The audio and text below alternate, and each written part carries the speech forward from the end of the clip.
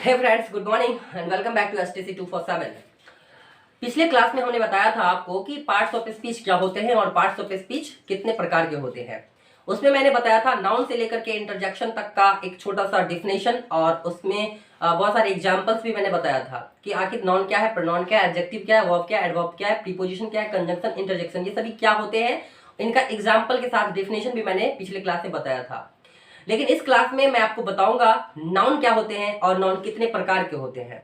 मतलब ये क्या है ना, एक प्रकार का जान है इंग्लिश ग्रामर का। जब तक आप नाउन से लेकर के इंटरजेक्शन तक क्लियर नहीं रहेगा आपको, तो आप इंग्लिश नहीं सीख सकते हैं। मतलब इंग्लिश के लिए आपको ये चीजें बहुत जरूरी होगा।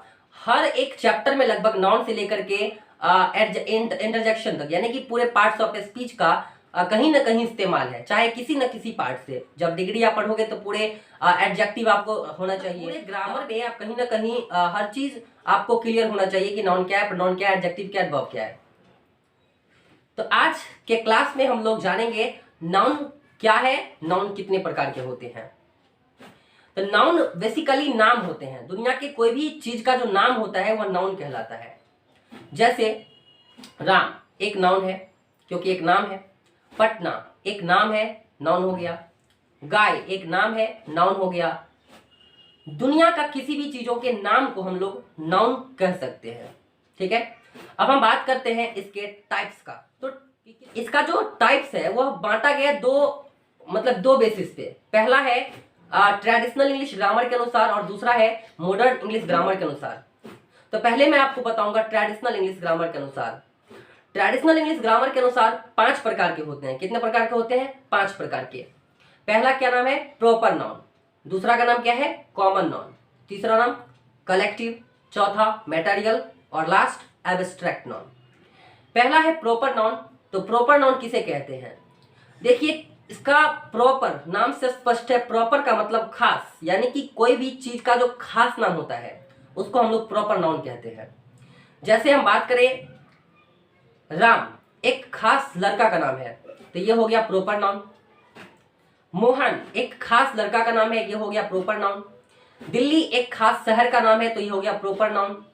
मतलब किसी भी चीजों में खास शब्द जो आता है, खास मतलब एक पार्टिकुलर नेम होना चाहिए, उसको हम लोग प्रॉपर नाउन कहते हैं।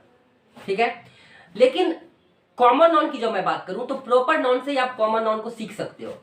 देखिए, डिफिनेशन मैटर नहीं करता है, डिफिनेशन आपको आती है या नहीं, बस आपको समझना है कि कौन सा नाउन प्रॉपर है, कौन सा कलेक्टिव है, कौन सा एब्स्ट्रैक्ट है। तो ये पहचान बहुत जरूरी है। तो पहचान आप कैसे करोगे? तो ध्यान दीजिए, मैं जब बोलूं प्रॉपर नाउन यानी कि खास चीज का नाम प्रॉपर नाउन हो जाता है। लेकिन अगर मैं बोलूं जैसे राम है, तो राम क्या हो सकता है? राम एक खास लड़का का नाम है तो प्रॉपर नाउन हो गया। राम शब्द जो है, राम जो है वो प्रॉपर नाउन हो गया।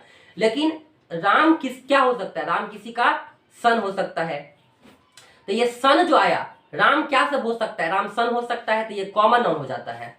राम किसी का ब्रदर हो सकता है, तो ब्रदर क्या हो जाएगा? कॉमन नाउन हो जाएगा। राम किसी का फादर हो सकता है, तो ये क्या हो जाएगा? ये क्या हो जाएगा? कॉमन नाउन हो जाएगा। ठीक है, अब मैं बात करता हूं एक बिहार का। बिहार क्या है? बिहार एक राज्य का नाम है, एक स्टेट का नाम है। तो बिहार एक स्टेट का नाम है, तो स्टेट क्या हो गया? Common noun. क्यों? क्योंकि स्टेट से क्लियर नहीं हो रहा। अगर मैं बात करूं स्टेट, स्टेट का मतलब राज्य, लेकिन कौन सा राज्य क्लियर नहीं हो रहा है, तो ये क्या कहलाएगा? एक कॉमन नाउन कहलाएगा। क्योंकि पूरा स्टेट जब मैं कहा तो सारे राज्य को मैंने एक साथ नाम दे दिया स्टेट।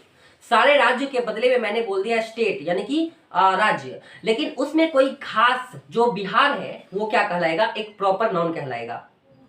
दिल्ली, दिल्ली क्या है? दिल्ली एक शहर है। तो दिल्ली एक शहर है, दिल्ली सिटी का नाम है। इसका मतलब क्या हुआ कि दिल्ली जो है एक प्रॉपर नाउन है, लेकिन दिल्ली क्या है? सिटी है। तो सिटी जब मैं बोलूं यानी कि शहर मैं बोलूं, तो शहर से क्लियर नहीं होता है कि वो दिल्ली की बात हो रही है या कोलकाता की बात हो रही है या पटना की बात हो रही है।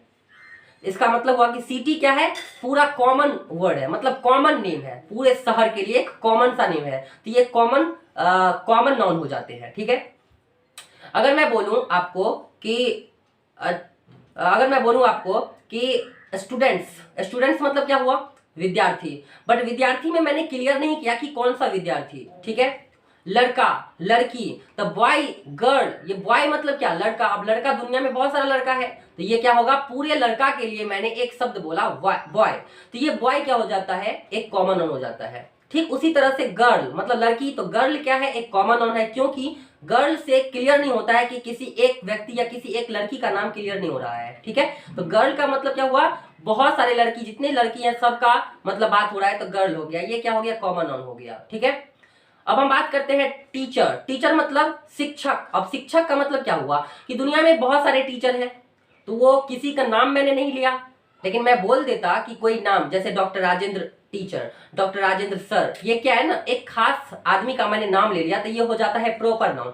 लेकिन मैंने बोला टीचर, टीचर का मतलब शिक्षक, शिक्षक से पता नहीं चल रहा है कि कौन से शिक्षक की बात हो रही है। पूरे दुनिया में जितने भी शिक्षक है सभी का मैंने एक शब्द दे दिया, शिक्षक, कॉमन सा वर्ड है शिक्षक। क्लियर है, तो ये क्या कहलाएगा, ये कहलाएगा कॉमन नाउन। ठीक है, अब हम आगे बढ़ते हैं, जिसका नाम है अगला मटेरियल नाउन। मटेरियल नाउन का मतलब होता है द्रव्यवाचक या पदार्थवाचक संज्ञा। अब पदार्थ द्रव्यवाचक संज्ञा क्या हो सकता है, ध्यान से समझिएगा। जैसे अगर हम कोई भी चीज की बात करते हैं, जैसे दूध की बात कर लेते हैं, तेल की बात कर लेते हैं, चावल की बात कर लेते हैं, तो इन सब में हम एक चीज देखते हैं कि इसको हम काउंट नहीं कर सकते हैं। ठीक है, और मेजर कर सकते हैं, मतलब वैसा नाउन जिसको हम लोग क्या कर सकते हैं, मेजर कर सकते हैं, बट काउंट नहीं कर सकते हैं, वह क्या कहलाता है, मटेरियल नाउन कहलाता है। और एक बहुत बड़ी बात, मटेरियल नाउन में कुछ नए चीज का निर्माण होता है, जैसे कि अगर वुड, वुड मतलब लकड़ी। अब लकड़ी को समझिए, वुड लकड़ी, ये क्या है, ये हो जाते हैं मटेरियल नाउन। और इससे अलग अलग चीज बनाया जा सकता है, जैसे कि chair, table, bench, desk, furniture, जितने भी हैं वो सभी लकड़ी से बनाया जाता है। तो वुड क्या हो गया, एक मटेरियल नाउन हो गया, क्योंकि इससे कोई ना कोई चीज का निर्माण होता है। जैसे मैं बात करूं राइस का, चावल का, चावल भी एक प्रकार का मटेरियल नाउन है, क्योंकि मटेरियल नाउन उसे हम कहेंगे जिसको हम गिन नहीं सकते बट काउंट कर सकते, सॉरी गिन नहीं सकते बट उसे हम मेजर कर सकते हैं, माप सकते हैं, तो वह क्या कहलाता है, मटेरियल नाउन। अब हम बात करते हैं दूध की। दूध को क्या कर सकते हैं, काउंट नहीं कर सकते हैं, लेकिन मेजर कर सकते हैं, 1 लीटर, 2 लीटर, 3 लीटर, तो ये क्या कहलाता है, इसका मटेरियल नाउन कहलाता है। ठीक है, अब ये एग्जांपल हो गया मटेरियल नाउन का, जैसे क्या सब एग्जांपल हो सकता है, और भी एग्जांपल ढेर सारी दुनिया में है, तेल, पानी, चावल, दाल, है ना, ये सभी क्या है, एग्जांपल है मटेरियल नाउन का। अब लास्ट देख, सॉरी लास्ट नहीं है, 4 नंबर का होगा, सॉरी 4 नंबर का होगा कलेक्टिव नाउन। देखिए नाम से क्लियर है, कलेक्टिव, कलेक्टिव का मतलब एकत्रित। अगर हम कोई एक ही चीज के ग्रुप को क्या करते हैं, कलेक्ट कर लेते हैं, तो कलेक्टिव नाउन कहलाता है। जैसे मान लीजिए कि फैमिली की मैं बात करूं, फैमिली का मतलब होता है परिवार। अब परिवार कभी एक व्यक्ति से परिवार नहीं हो सकता है, एक व्यक्ति से परिवार नहीं हो सकता है।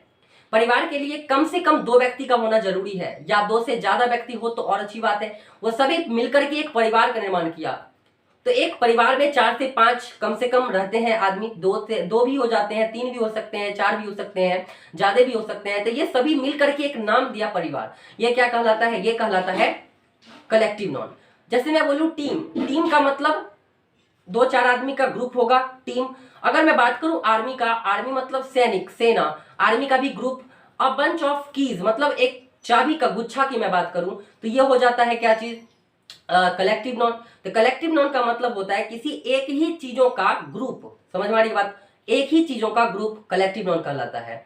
लास्ट है एब्स्ट्रैक्ट नाउन। एब्स्ट्रैक्ट नाउन का मतलब होता है भाववाचक संज्ञा, मतलब जिसको हम क्या कर सकते हैं, फील कर सकते हैं, जिसके बारे में सोच सकते हैं, लेकिन जिसको हम छू नहीं सकते या जिसको हम देख नहीं सकते, उसे हम एब्स्ट्रैक्ट नाउन कहेंगे।